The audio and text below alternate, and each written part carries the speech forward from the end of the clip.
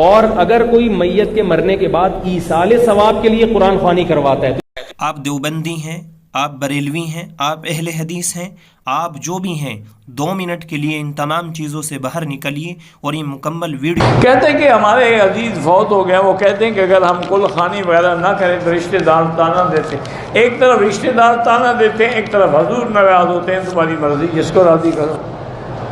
وہ بدعت ہے، بدعت کرو گے تو حضور ناراض ہوتے ہیں، نہیں کرو گے تو رشتہ دار ناراض ہوتے ہیں۔ اب پلڑے میں دیکھ لو، ایک طرف نبی ہے، ایک طرف رشتہ دار ہے۔ آدمی فوت ہو جائے اس کی تعزیت میں لوگ کلخانی 40واں کرتے ہیں، اس بارے میں بتائیں۔ رسول اللہ صلی اللہ علیہ وسلم کے صحابہ کرام اور اہل بیت حضور کی موجودگی میں فوت ہوئے ہیں۔ پیغمبر نے اپنے کسی صحابی کے نہ کل کیے، نہ 40واں کیا، نہ 7واں کیا، نہ جمعرات کی ہے، نہ باقی معاملات کی۔ تو اگر کوئی دکان یا مکان میں برکت کے لیے قرآن خوانی کرواتا ہے تو چونکہ یہ رقیہ ہے اس لیے جائز ہے، اگرچہ نبی کے دور میں یہ نہیں تھا، بشرطے کہ اس کو سنت نہ سمجھا جائے۔ اور اگر کوئی میت کے مرنے کے بعد ایصال ثواب کے لیے قرآن خوانی کرواتا ہے تو یہ رقیہ نہیں ہے بلکہ عبادت ہے نا، اس کے لیے ثبوت چاہیے اوپر سے، اور وہ ثبوت ہمارے پاس نہیں ہے قرآن و سنت سے، صحابہ سے کبھی نہیں دیکھا کہ حضرت ابو بکر کا انتقال ہوا تو آپ نے دیکھا کہ حضرت عمر نے قرآن خوانی کروائی ہو۔ اس میں یہ ہے کہ جو جہاں ہے جیسے ہے اپنی طرف سے جو بھی میت کو پڑھ کے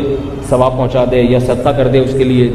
کے لیے اجتماع کرنا، لوگوں کو بلانا، یہ عمل بدعت ہے۔ جمعرات کے دن 10 بجے ہم نے اپنے بچے کی قرآن خوانی، جس کو ختم شریف ہماری یہاں کے اس میں ماحول میں بولا جاتا ہے، تو جمعرات کو انشاءاللہ اس مسجد میں ہم اپنے بچے کے لیے قرآن خوانی اور دعا کا اہتمام کریں گے۔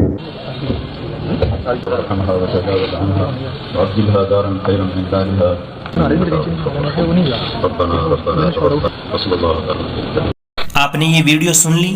اب میری بات سنیے۔ ہم سمجھ رہے تھے کہ دنیا میں 2 قانون ہیں، ایک امیر کے لیے، ایک غریب کے لیے، لیکن اب پتہ چلا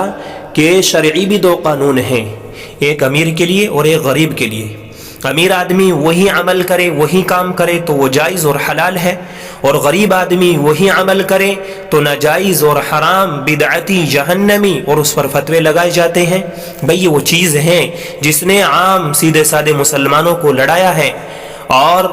ہم جتنے بھی مکتبہ فکر ہیں، دیوبندی ہو، اہل حدیث ہو، بریلوی ہو، ان تمام نے آپس میں سیدھے سادے مسلمانوں کو لڑایا ہے۔